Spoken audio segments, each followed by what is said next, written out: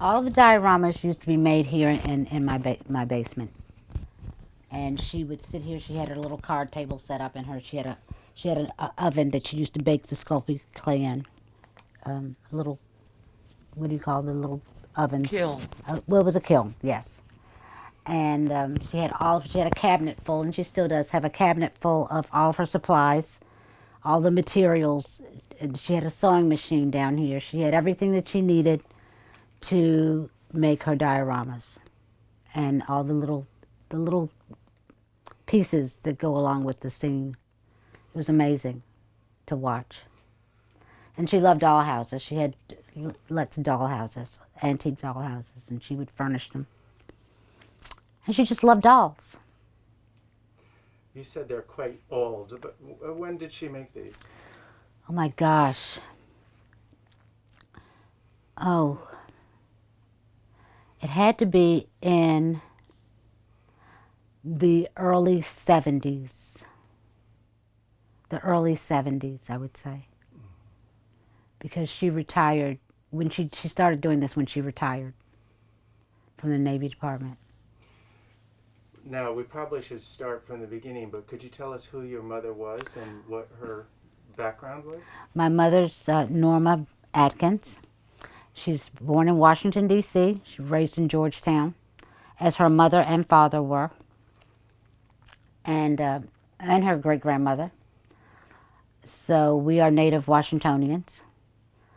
And she went to Armstrong High School, D.C. Teachers College, and she was a force to be reckoned with.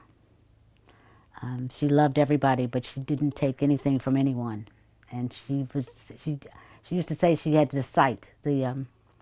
She had, when she was born, she had a veil over her face, so she knew things about people.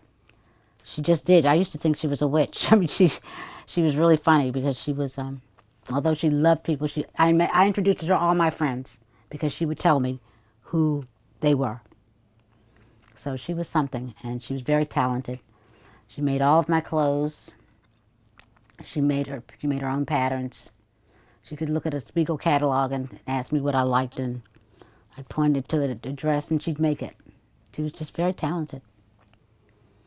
We have to point out that Karen she's a fashionista. She knows how to put things together and has her own style. I got that from my mother. Could you tell us about yourself? Well, I'm Karen Abbott. I grew up here in Washington. I went to Coolidge High School.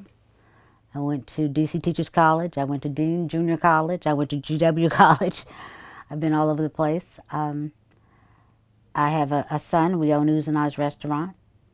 And I'm just very happy to still be here.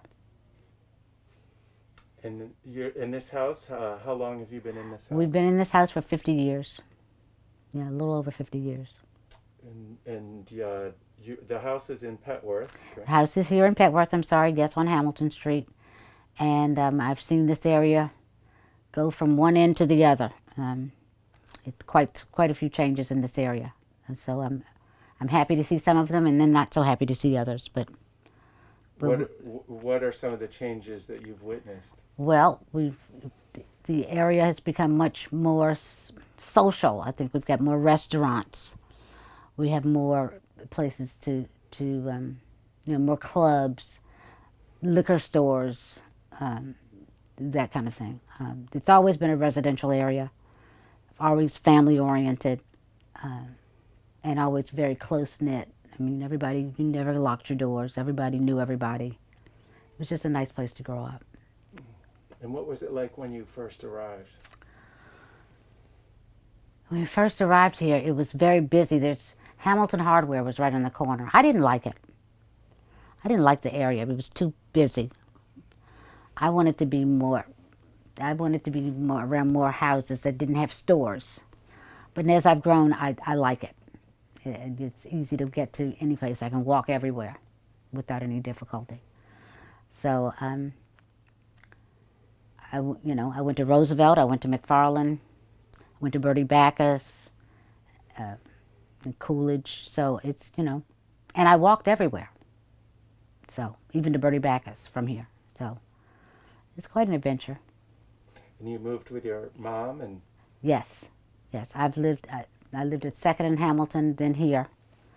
We lived in Georgetown. We lived all over the city, Northeast. But this is where we rooted. We grew our roots here.